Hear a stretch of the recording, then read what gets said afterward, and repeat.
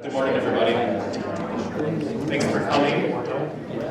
For those that don't know who I am, my name is Brett. I'm president of the Marshall Area Chamber of Commerce. I welcome you to legislative preview. The legislative session doesn't start for another couple of months, but there's that time of the year where they maybe start getting together and making their tour around the area. Hello. All right, much better. Depends on where you stand.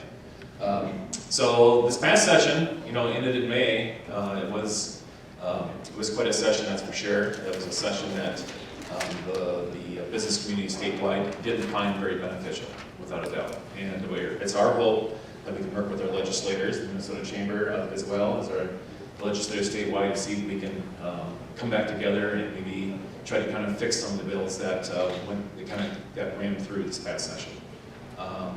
So with that being said, I know that Representative Smoczynski and Senator Dames, this is our second stop this morning. So appreciate you making the rounds this morning and Marshall being your stop. So we'll turn it over to them.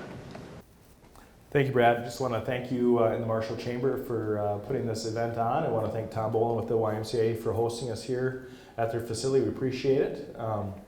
And just want to thank all of you for taking the time out of your busy days to come and listen to us and hopefully share some concerns or whatever it is that you may want to talk about here today. And so normally if this is one of your first events, if you've never been to a town hall, Gary and I really like to just talk a little bit right away and then hear from you. So if you've got something that's on your heart that brought you here, certainly be willing to share it. If we disagree, we promise we won't really yell a lot, but we'll have a good conversation about the issues and go from there. So we appreciate your time for coming out. So this year we're getting kind of started here in December, just because once January hits and everything else starts rolling, things get quite busy with meetings in general, and so we wanted to make sure that we could dedicate a good amount of time to the town halls. To really hear from people kind of on their terms and come so that they can share their piece or whatever is on their hearts when it comes to this next legislative session or what happened in the last one as well. Last year, the state of Minnesota spent a lot of money.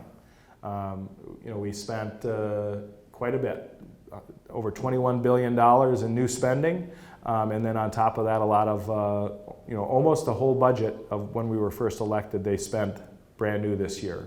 Not all of it permanent, but a lot of it. And this coming year, we've got a potential bonding bill that may be moving forward. We'll see. There was a fairly robust one this last session. That was kind of a makeup from other years when one did not happen. But there is a lot of requests from around the state. Right here at SMSU, right here in Marshall with a few projects, and then other ones obviously across the district. So. An interest towards that, I think there is some, but Republicans are looking to, with the DFL majority in the House, a DFL majority in the Senate, and also a DFL majority in all statewide offices. We do need to use things as leverage if we can in the minority. We really don't have a lot of presence when it comes to the ability in the smoke-filled rooms or the e-cigarette smoke rooms or the cannabis-filled rooms to make those decisions be behind closed doors. So I haven't been invited to any of those yet. So and so our goal really is to look at a lot of the issues that are going to be facing business, a lot of the issues that are facing a lot of our small communities. One of the things we've heard a lot of, one of the areas where for small cities and cities of larger sizes was the increase in LGA.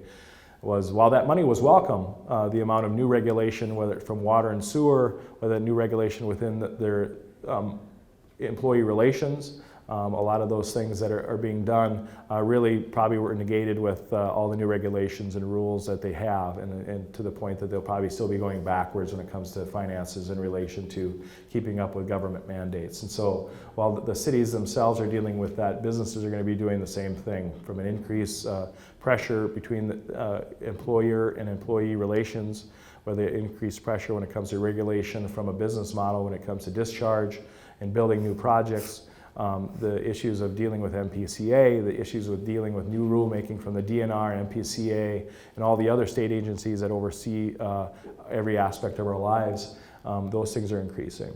We estimate the state government will grow by about 4,000 or 5,000 new employees.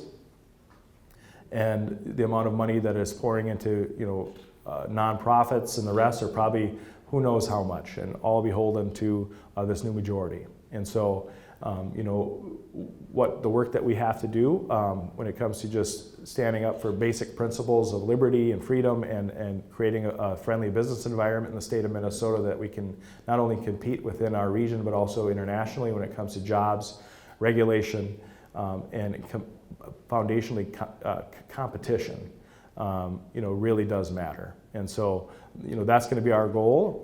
Our goal is to find ways that we can strategically, hopefully reverse some of the decisions the majorities have made and the governor to have some common sense return back to the Capitol. It will be a short session. We'll be starting in mid-February. And my guess is that they'll be trying to get us out of there early. One, because they don't want to push too much pressure on a bonding bill for other changes in regulation and policy. But two, the Speaker of the House, Michelle Hortman, has a brand new office to build. Their majorities put up about $750 million to build a new office building across the street from the Capitol. And to add on to, if you've ever been to the Capitol, the state legislature, we house ourselves in the state office building, which is a historic building that's been around for a very long time. There's that park that was just, I believe, to the north of that office. All those trees have been cut down for the expansion of a fancy place for you folks to come and visit or look at it in a Zoom meeting. And I'm not sure if that was the best use of funds for state government, but it has been used. And so my guess is the DFLs wants to get that project started as soon as possible and get common sense to move out of St. Paul as fast as possible. So with that, I'll turn it over to Gary. Again, thanks for everyone for coming. Well, thank you, Chris, and thank you to Brad and the Chamber for sponsoring this, and Tom and the YMCA for hosting us. We really do appreciate it. And we appreciate all you folks taking time out of your day to come and join us today. It's like Chris alluded to, we do these before session and then we do them again after session to talk about what the session entailed. But to start with, I'd just like to talk a little bit and make some comparisons about the finance part of it, of how this session settled in with other sessions. Back in 2011, that was the last time we had a deficit. We had a $5 billion deficit. So the 2011-2012 biennium, we ended up with a budget of $34 billion. Now roll ahead until June 30th of this year. That ended this last biennium. That biennium ended up with just a little over a $51 billion budget. So it took 12 years, it took 5 bienniums or 10 years to go from 34 to 51. And you go, how did that happen?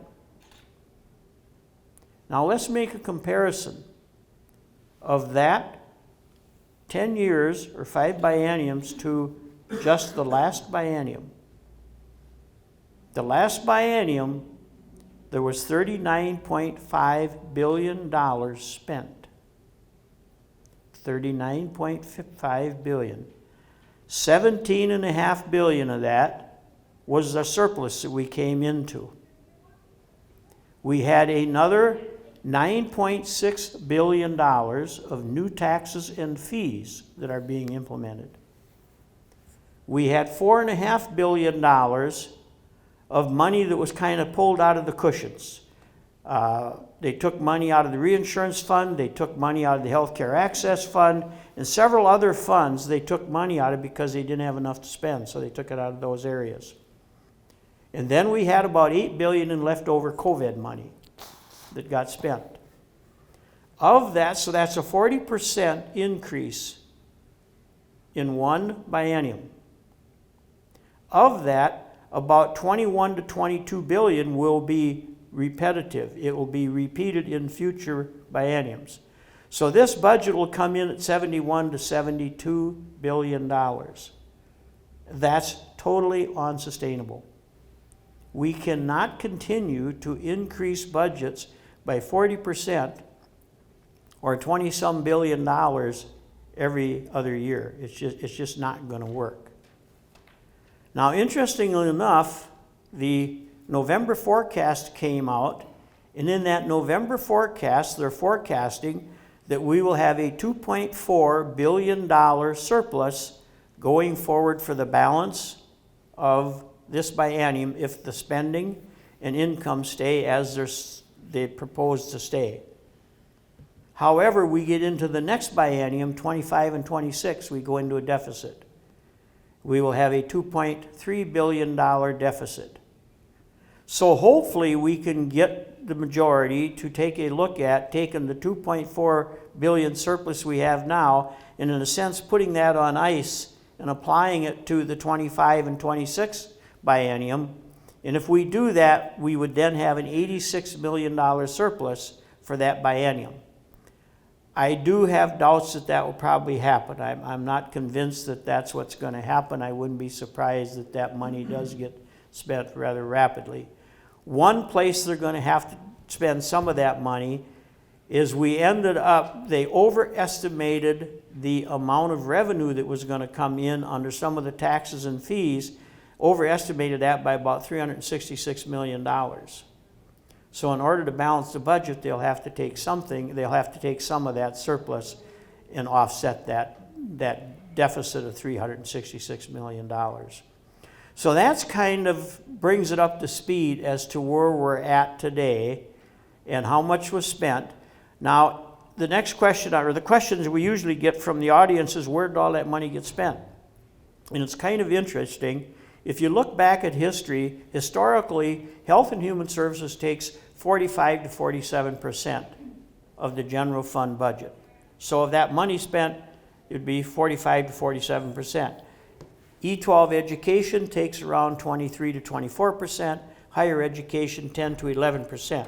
So right there is in that 70 to 75% of that general fund budget is spent in those three areas. If you look at the way it broke down this session, it's the same thing. The percentages are the same. So everybody just got more money. But if all the way through the different agencies and stuff, the percentages are pretty much the same. So that, I just wanted to give you a little oversight as to what was going on, where we're at financially, what's being spent, and kind of the way it was spent. So with that said, we'll open it up for questions or comments. So who would like to go first? Yes, sir. I'll go first. My name is David Sheltop. I'm the general manager of MMU. Thank you both for coming and spending some time with me. I'll try your name, Senator Daines and Representative Swedzinski. I think that's the closest I've ever gotten to pronouncing it correctly. But thank you so much for being here. My question concerns the new energy bill, the new mandates and goals of 100% renewable by 2040. The renewable energy standards of 55% renewable in these dates that are coming up. I want you to hear from us that we are working very hard to find a way to attain those goals, but in a way that brings economic viability to our region and specifically to Marshall, Minnesota. The question came up late in the legislative session about storage.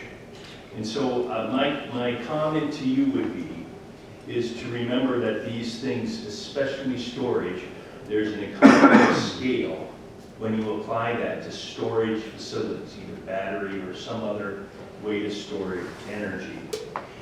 The bigger it is, the less it costs per kW, excuse me, and that means a relief for the customers at the end of the line. So my suggestion and my hope is that we're able to give that information to the legislature next year and make them look at the power providers rather than the power distributors. Because we cannot build a big enough storage device to bring economies of scale to bear. So I would really hope that the committees take a look at this and are careful in how they mandate storage, especially to medium and small utilities. We will have no choice but to pass those costs on to our consumers. And it'll hurt our economies and it'll hurt the average worker, especially grandma and grandpa. So Please keep that in mind. It should be focused, storage facilities should be focused in larger scales where we can reduce the cost of these installations by its size. That's what I'd like to tell you today, if that would be okay. Well, thank you for sharing that. And that, that's one of the numbers that we've been looking at is to say, this new mandate that's coming down, the carbon-free bill that was passed by the Walz administration and also the California Cars Initiative as well. Kind of what is the average, what could we estimate those costs be to the average family? And they estimate that the average increased cost to electricity, once these things are fully implemented, will approximately be about $4,600 or $4,800 per family. And about $1,600 of that will be directly in increased rates right to your home. And then the rest of the balance will be the increased cost of goods and services that are rendered. So, the increased cost of the grocery store, that's going to get baked into the cake. That increased cost at the car wash or whatever that might be, all those extra costs will be extra costs. Because those businesses aren't just going to eat that, right? They pass it on to the consumer, just as state mandates. And that's one of the biggest issues we found is that, it's not just that there's a mandate, right? Hey, this is what we have for a goal. This is what we want you to do. The state government's coming down on municipals and investor owns and the rest to say this is our goal for you to reach. And now they're saying, well, this is how we want you to reach it.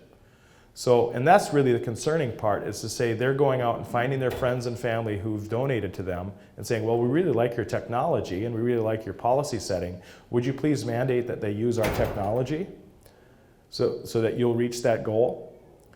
And that's really the scary part is that they're not only trying to say that we have a goal for you, that it's going to be carbon free, but we want to make sure that we tell you how it's going to be reached.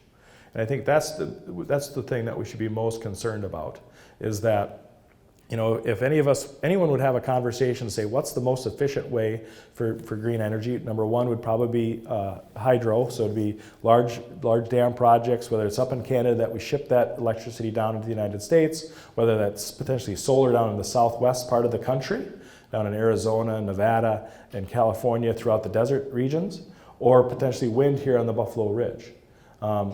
When you start losing that argument is when you say, we want to make sure that you're building solar with battery power here in Minnesota on some of the best farm ground in the world.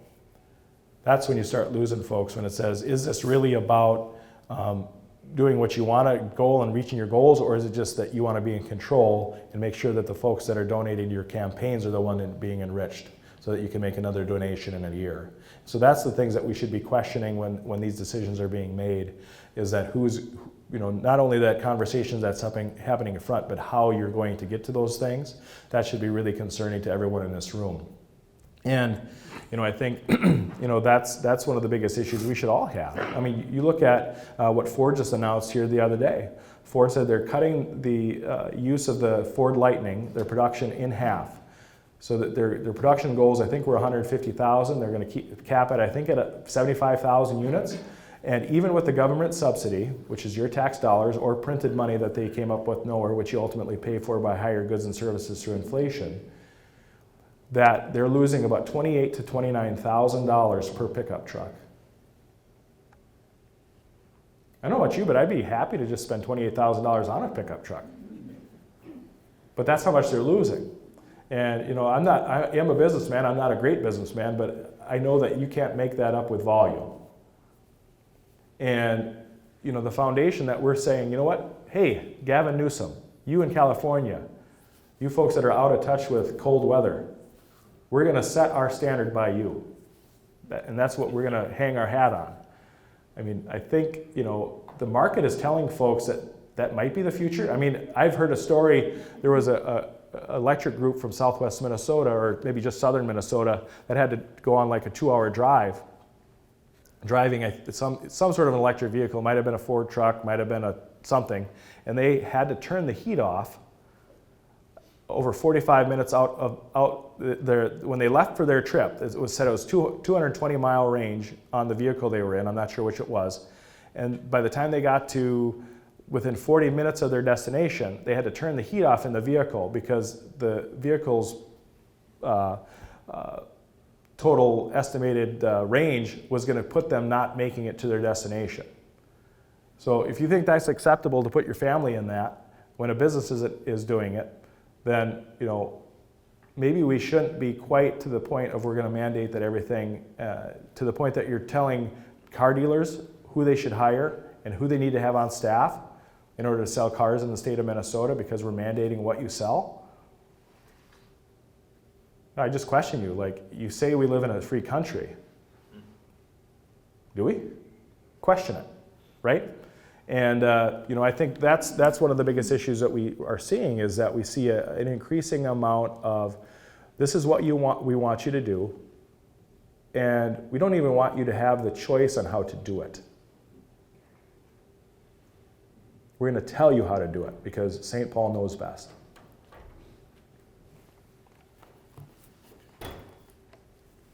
I think Chris covered that very well, but I think that you certainly bring up a good point about the distributor versus the producer, and I think that's something that has not been talked about very much. I know there's been quite a few dollars put in from LCCMR, and there's been dollars put in through that 3/8% sales tax for a lot of research and study on storage, but I don't think this piece of that puzzle's been talked about very much, so that's something that we need to make sure that we get in front of the Energy Committee and that they're aware of, because you got a good point there. So with that said, next question?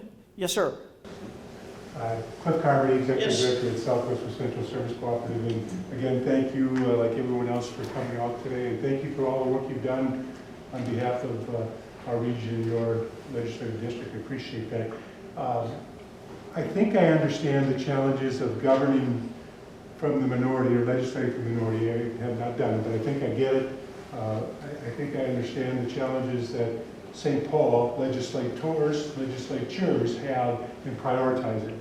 But the number one issue that I'm concerned about is workforce. And I don't know what you can do in your roles with workforce, but I can give you an example.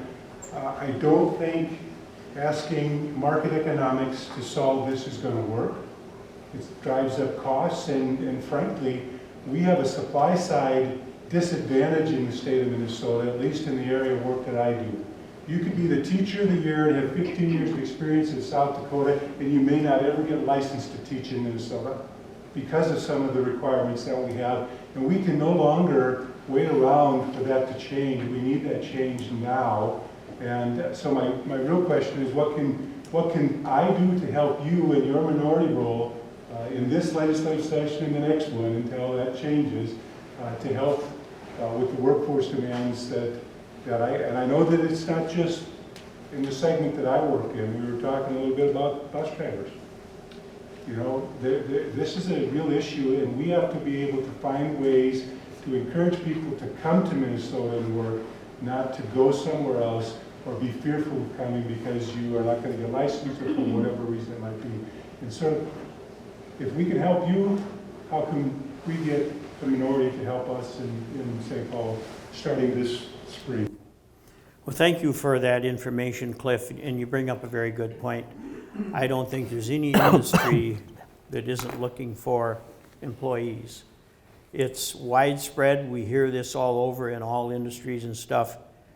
One of the things that can be done to help us is to make sure that the majority understands the impact that a lot of the things they are doing are having on employers finding employees. Just to give you an example, we talked a little earlier about the amount of money that was spent and the bills that were passed.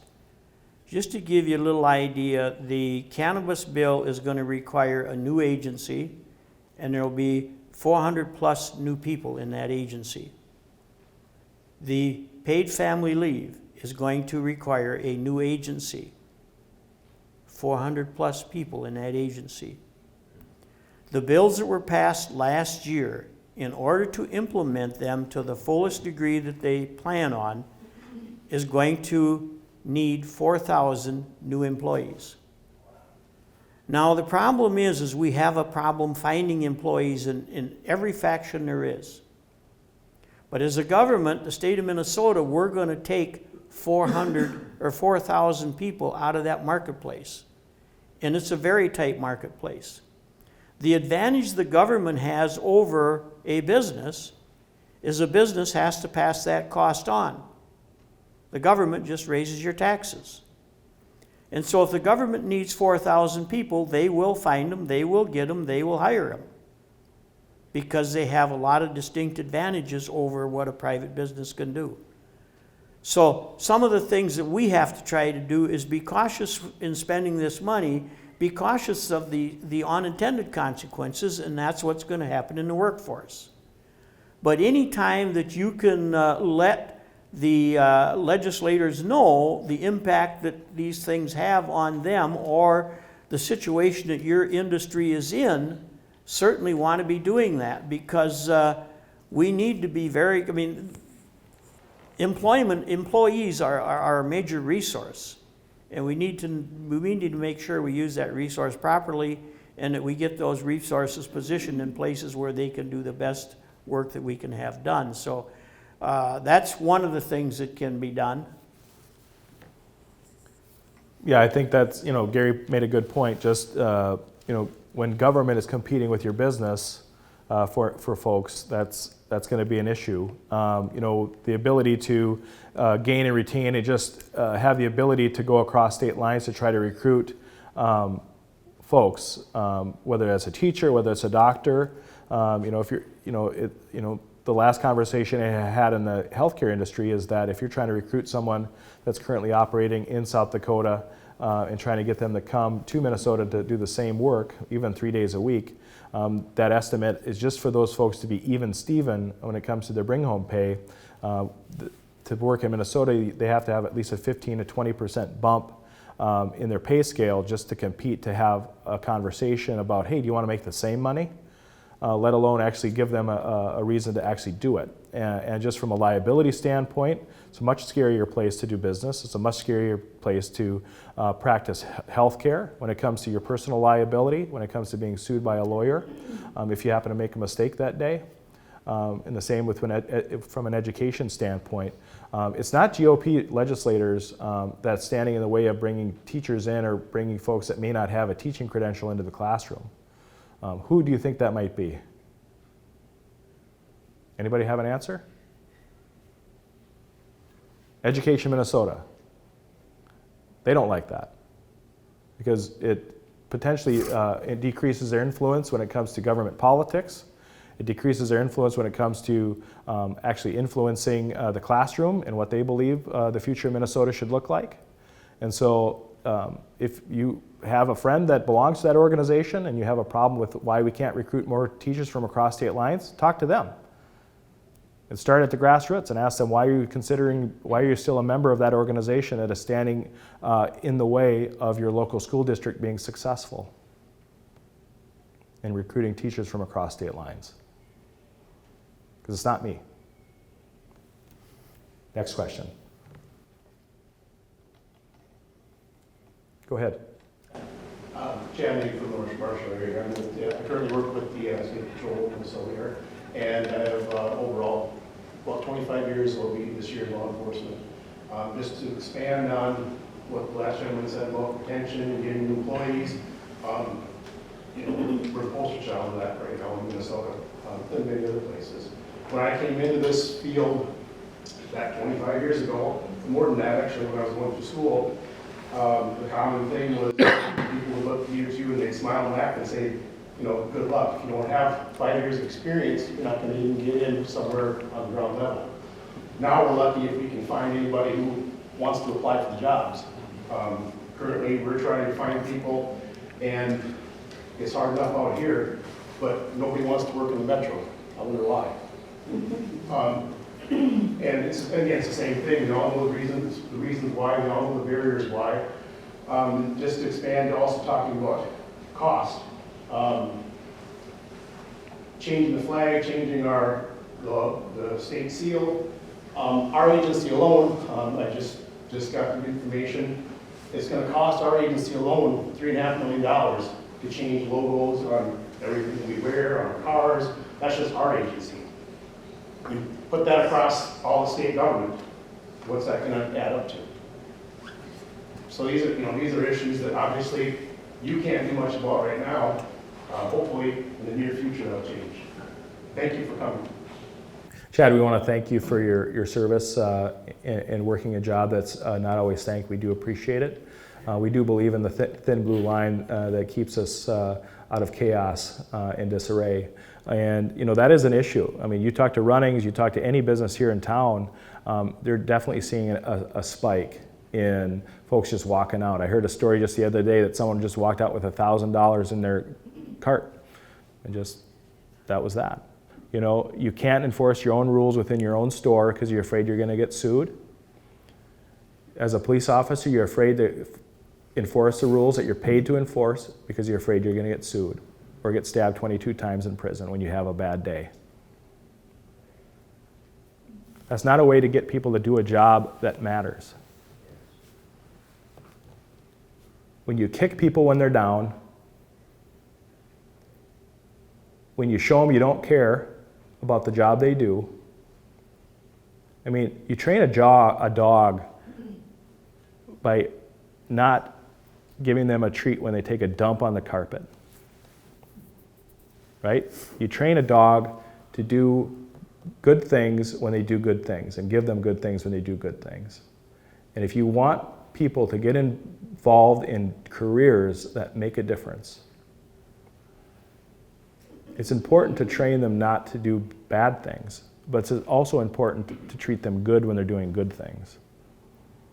And I can tell you, when you look at the landscape of where Minnesota is and where it's going, I don't know a cop in the state of Minnesota.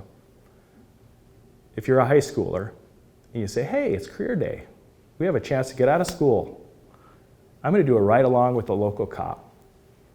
I know how those conversations are going. And they're saying, I just had a conversation with a police officer. What day is it today? Thursday? What day is it? Tuesday? I don't even know. Last week.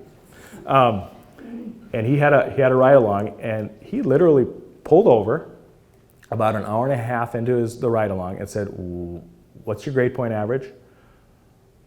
What are you good at? What are you passionate about? And why on earth would you ever want to do this? And that's from someone who is in a small town,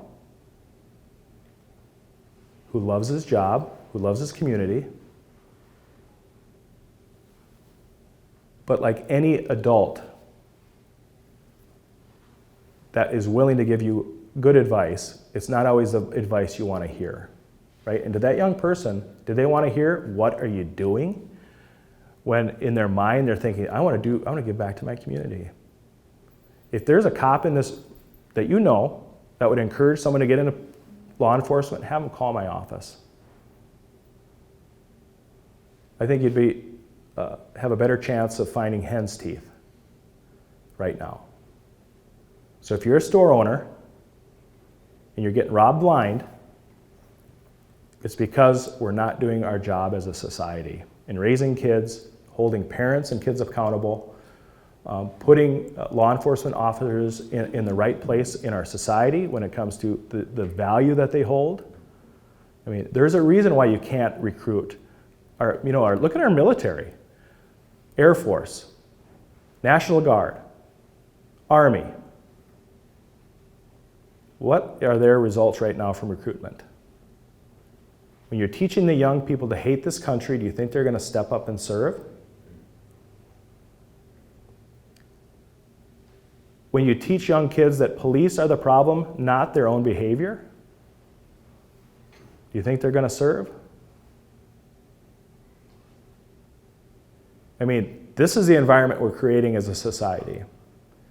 And if you're looking to the legislators in front of this room to change it, it's not going to happen. I mean, we're dealing with fundamental issues in the family, in our society, moms and dads, sometimes just a mom, sometimes just a dad, and we're not getting the job done. I'm sorry, Chad, that you're dealing with that from an agency standpoint, but we do appreciate the job you do. That was long, I'm sorry. Well, thank you, Chad, for the question and the comments. We certainly appreciate it, and thank you for what you're doing and all of the police folks, law enforcement, what they do.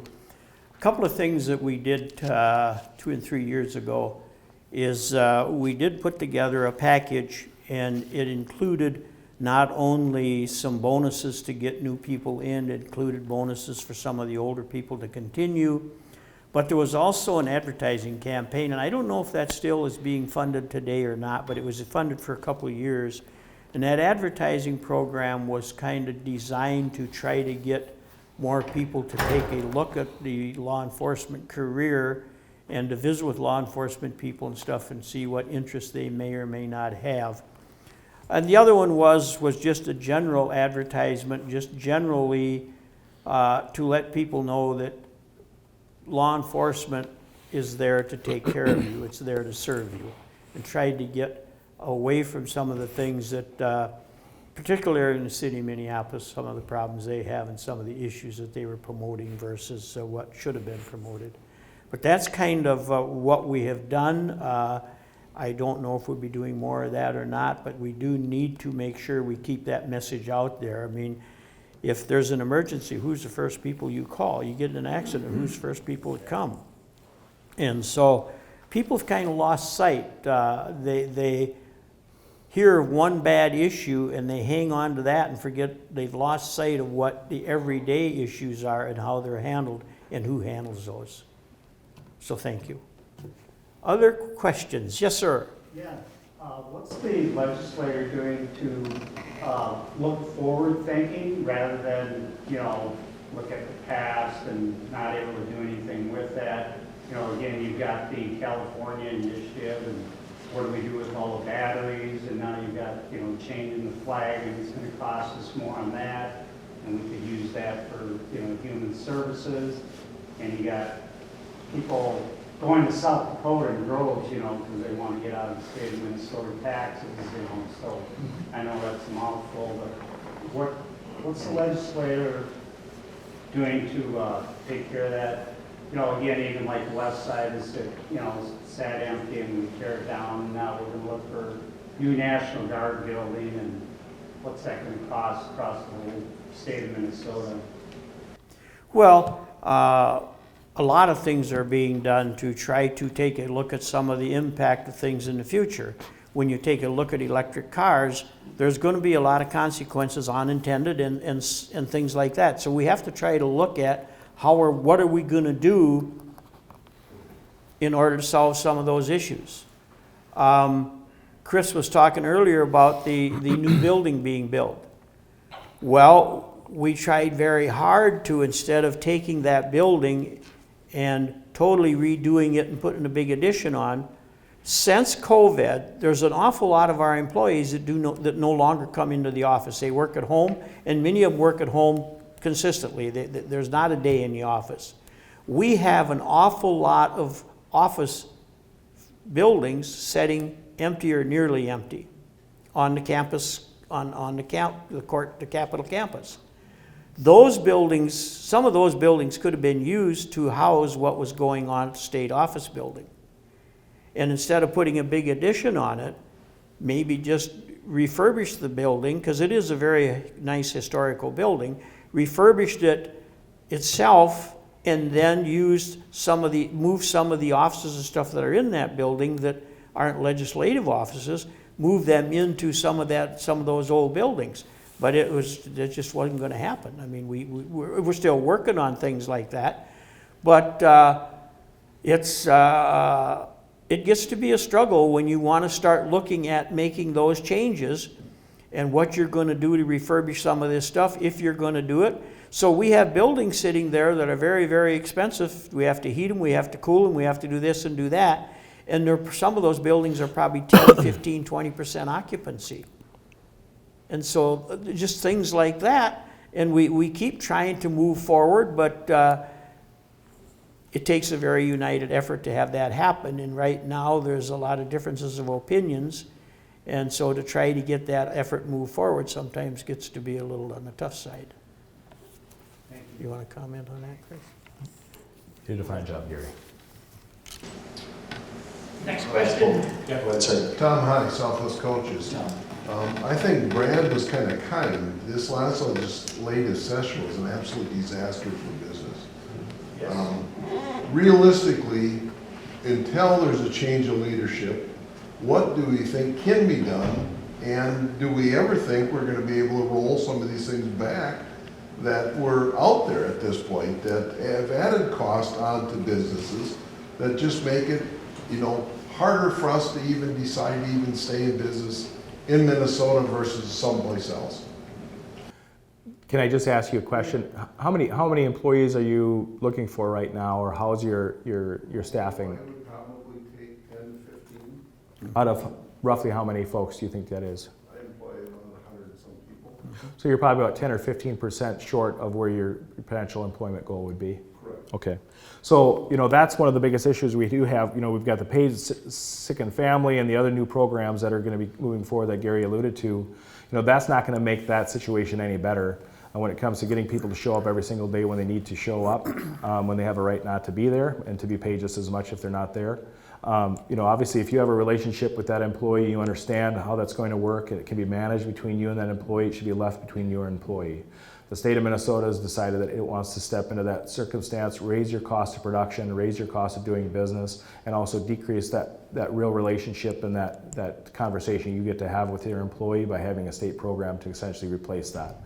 The biggest issue that we do have when it comes to rolling back these, let's say in a grand situation, we win the House majority in the next election, which is 1 year from now. That means we'll have one leg of a three-stool stool. If the governor and the Senate agree to any changes that the Minnesota House wants, that means that whatever policy that we're trying to change is so egregious, even they agree that they went too far and are looking to blame Republicans to bail them out. And so the only fruit that's going to be left on that tree of something that Republicans potentially could pluck are the things that are truly driving people out of the state in a most egregious way. And even those I would doubt much, because remember, between every good idea and every bad idea, there's a constituent group that thinks it's a great idea. It depends on which end of it, if it's being done for you or against you, that's who likes it and that's who dislikes it. So when it comes to employee relations, when it comes to forced unionization, when it comes to earned sick and safe time, when it comes to regulation that changes throughout the state. So one of the things that we see is, let's say you're sending a busload to Minneapolis, and that guy is sitting there or gal is sitting there for 2 or 3 days, are you going to have a different pay scale for that individual when they're in those jurisdictions? That may come. When it comes to, from a business standpoint, when it comes to fuel costs, our gas is stuck to inflation. Who causes inflation? Is it private industry that causes inflation? No, it's government. Right? Isn't that handy? So, I would make the argument that the only things that will be repealed in the next 3 years are things that are so egregious that even Democrats don't want it to be in existence. But I don't know what that is. It's certainly not any of the big stuff. It's certainly not any of the expensive stuff. And so the quickest that any of this could be done is when the governor's up for election and the Senate's also up. And then that's assuming that the House is either Republican hands or about to go into it. So that would be not 2024, but 2026. Well, thank you for the question. Odds of repealing some of the things that were passed last year are pretty slim. However, we are putting a lot of pressure on, especially on the paid family leave, that we get that back on the floor and get that details of that bill worked out. Unfortunately, what happened with the paid family leave, which is going to be a major cost drain to businesses, well, don't matter if it's a business, a government, or whatever. I mean, anybody that is employed will be under that umbrella. So there's very few details in how that bill is supposed to work. Same with cannabis, very few details. So unfortunately, what happens in a case like that is typically what we would do is we'd bring it onto the floor of the next session and clean that bill up so that people knew how it was going to operate, who was responsible for what, and the details would be worked out in the bill, and then it goes to an agency and the agency implements it. Well, in this case, it's going to be a new agency. So if we can't get that bill back on the floor and get some work done on that bill that makes sense to clean this thing up and make it more livable, the agency then will do this through rulemaking. And that's certainly not going to be in our favor. Same way with cannabis. We got to get that bill back on the floor and get some issues resolved with that because of the impact it's going to have. Now, the only way we could repeal is if the House, Senate, and Republican, or House, Senate, and Governor's office were probably on the Republican side, then we could probably repeal it. But you have to have all three in favor of it.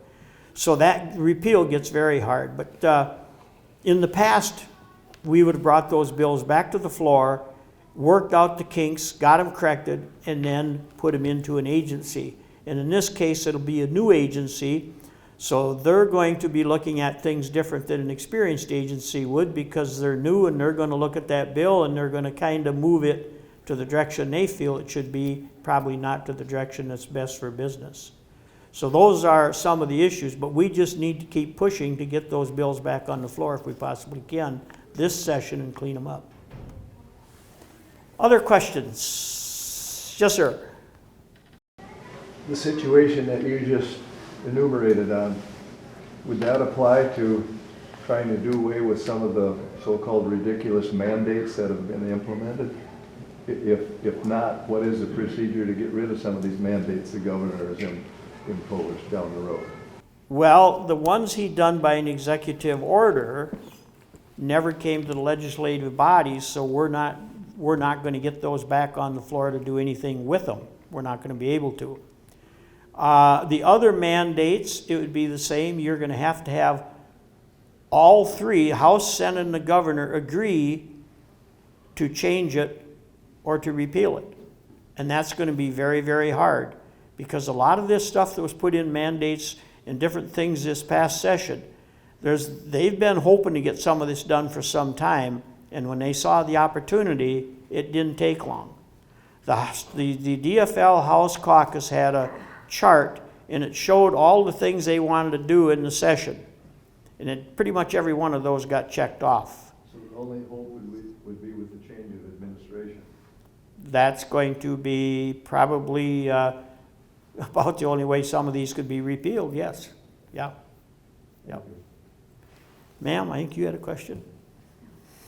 Yes, and Trudy Medeski, I'm a former teacher, and I guess my concern is for our children in Minnesota, that the business of raising children in our homes, we've always respected that a boy can go into the bathroom and be there by himself, and a girl can go into the bathroom and be there by herself.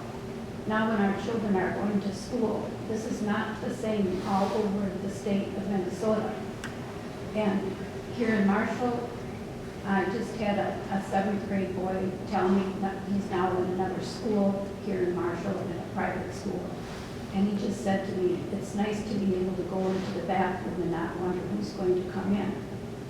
And I mean, I am not speaking against children who are concerned that they should be a different sex than what they were born with, but I do feel that the freedom of the individual child to have the privacy of using the bathroom of the sex that he was assigned at birth or she should not be taken away from them. And another friend of this boy is now going to school in Tracy for the same reason. We have a lot of children who are being homeschooled around here for the same reason. I just feel there are some freedoms that we basically should ensure our children have. I know that's not true of every school in Minnesota that's dealing with this, but it is a definite situation. Well, and I hear what you're saying, and I fully understand where you're coming from. In many cases, the courts have ruled against not allowing that to happen, and that is an issue. And you know, our local schools really get put in a tough position because they know what the public wants, but they also know the other side of what can happen if it looks like they're trampling on somebody's rights. And so when those cases go to the courts, it's pretty current, you pretty much know how they're going to end up. And so the school administrators and school boards they're sitting on some time bombs out there. I mean, it's just very unfortunate, but that's the direction society has went in many cases, and the ones that probably squeak the loudest get the grease type thing. And so it's a tough one, but most of that ends up in courts, and the courts aren't going to look the way you're talking, what your thoughts are. And I understand where you're coming from. I think that's probably one of the biggest issues we do hear about is, the ability to, you think we have locally elected officials that are sitting on our school boards, and quite frankly, most of their hands are tied. A lot of these regulations are coming from curriculum advisors at the state level when it comes to what's going to be taught, how's it's going to be taught, how you're going to control whatever that might be. At the end of the day, if our goal is to put kids in the best possible position that they can be in, the money shouldn't follow the school, the money should follow the kid. That'll solve a lot of these problems. If you don't like the situation that your kid is in, leave. Find a different one. Homeschool, private school, go to a different school district. But the money follows the kid, not here's the money if you decide to show up here, thanks. No, that doesn't give kids or parents much rights, does it? Like if you treat school funding like you treat Social Security, I think we'd solve a lot of the problems we're dealing with right now. Hey, mom, dad, you don't like what's going on at your local school district because their hands are tied by the state? Sounds good. Like, if you're afraid of what parents are going to do and what the decisions your parents are going to make and you're a state agency, you should probably get out of the business of teaching kids. Like either you're going to trust 100 people in St. Paul to decide what's best for education, or you're going to trust the hundreds of thousands of parents who might get some stuff right, who might get some stuff wrong, but in general, I think our kids are going to be in a better position. Trust the parent, trust the kid, let the money follow the kid, and with them, this conversation kind of takes care of itself. This district over in Minneapolis is doing a crummy job. We're spending $26,000 a student to do a crummy job. Well, the state says, well, let's just spend more money. I don't know, maybe give the kid a different option. And if that school goes out of business, they probably deserve to because they've done a crappy job. Not let's give them more money and see if we can buy our way out of this problem.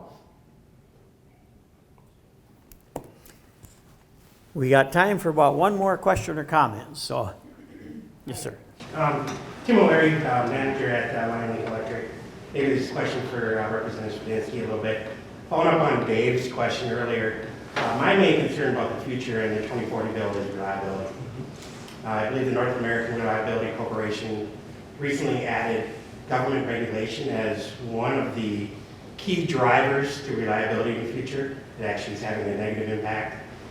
Just wondering if there's going to be more open discussion on the 2040 bill, because Representative Long, who kind of ramrodded this through, really didn't take a very adult way of looking at the questions that were being asked by the other representatives in the room. And just the concerns that many of us have that are out there is, David talked about batteries. You can't charge a battery if there's no power there. So it just seems like there's just a rush to be the first one to these carbon-free numbers. We've seen it with Michigan, we've seen it with California. 2040 was the date. I think this next year we'll probably see 2035 as a date. Is there going to be more discussion on that? Then I think also maybe follow that up on the nuclear moratorium. I believe the state of Illinois, the governor there just signed a bill that they would be starting to look at modular or small modular reactors. Is that something that the state of Minnesota could look at as well as an option? Sure. Well, yeah, thank you. Appreciate your service. You do a good job. I happen to be a customer. But, you know, I think, you know, from a, you know, small nuclear power, you know, that is definitely something. You know, you go out west, there's a facility out there doing a lot of research when it comes to small nuclear power, kind of the mobile, which you'd consider a semi worth of a nuclear energy producer. You know, I think, quite frankly, that's probably a place that will go. Right now, the state of Minnesota has a nuclear ban, so you can't even think about building a nuclear power plant here in the state of Minnesota because we have a ban on it. It's our goal that we would simply repeal that and say, you know, hey, we have common sense. Let's have an all-above approach to nuclear power, whether it be clean coal, whatever that might be. Instead of being stuck in kind of a rut here, like, you know, we can currently take an 80%, where 80% of the carbon is captured, and then sequester that carbon from a coal plant and put it right in the ground. They're doing that shortly in other places of the country, and consider that clean power. You know, Europe and other countries have gotten away from nuclear, but now that pipelines were accidentally blown up or maybe hit with something in the last couple of years, they're looking at other power supplies to help with European issues that they're having, nuclear being one of it, especially in Germany. Quite frankly, you know, if we want to be an industrialized country where we make things that matter, we need to really look at reliability. I was just reading a history book 2 nights ago, and one of the things the Germans that were coming here to do saboteurs on the mainland in the United States were looking to do back in World War II was to target the energy generation facilities that smelted aluminum, because they knew if they could just get that power to be shut off for 8 to 10 hours in an aluminum production plant, that all that aluminum would solidify within their systems and essentially make the factory immobile. And we've seen that with different scenarios where people have gone out and shot transformers and done all these different things. And really, we think of our reliability as something that's taken for granted. But when you add government relation, when you add fragility, when you add all those different things where you're getting rid of robust production, and you're putting light production in, whether it be natural gas, wind, or solar, you're putting ourselves at danger. And when it comes to cost, businesses are exceptionally concerned about cost when it comes to, I know the ADM plant at one point said they were the most expensive ADM plant in the country. This was about 4 or 5 years ago. I think some of that's changed. But you don't want to, that's not a way to attract big new businesses, saying, hey, you want an expensive place from an electricity standpoint to build your business? Come on down. That doesn't work. So there's definitely some work that we can do in that particular area. Well, it's a very partisan issue, as you can well guess. But in 2021 or 22, we passed the bill off the Senate floor that would allow the accommodation of nuclear power. And we could not get a hearing in the House. The governor did not weigh in on it, but we pretty much know what direction that would go. So it's something we really need to be taking a look at, but it's going to be hard to move the needle. It's going to take alignment of the stars to do that. But as more and more of these issues start cropping up, that becomes more and more of an opportunity for some reasonable priced power. And these units you're talking about are much safer than and they're much cleaner. They use much more of the energy, and so you don't have to worry about so much about where you bury this stuff, because there's a lot less of it. So with that said, we're kind of getting close to that point in time, so I want to thank everybody for coming today. We certainly do appreciate it. I know that some of you had questions we didn't get to answer. I apologize for that. But I just want you to know that you can always get a hold of Chris's office or my office if you have some questions or concerns or need some help on some issues. Give us a call. If we don't have the answers, we can probably get you lined up with the people that you need to talk to get the information that you're looking for. Chris and I both do newsletters, and our newsletter comes out weekly during session, monthly when we're not in session. If you want to get on our newsletters, it gives you an idea of what's going on during session and then a non-session, kind of keeps you updated on some of the things that are happening. Just give us our office a call and we will be able to get you on the list and get that emailed out to you. So with that said, thank you for being here. I hope you all have a happy holiday, and I'll turn it over to Chris. Thanks, everybody, for coming.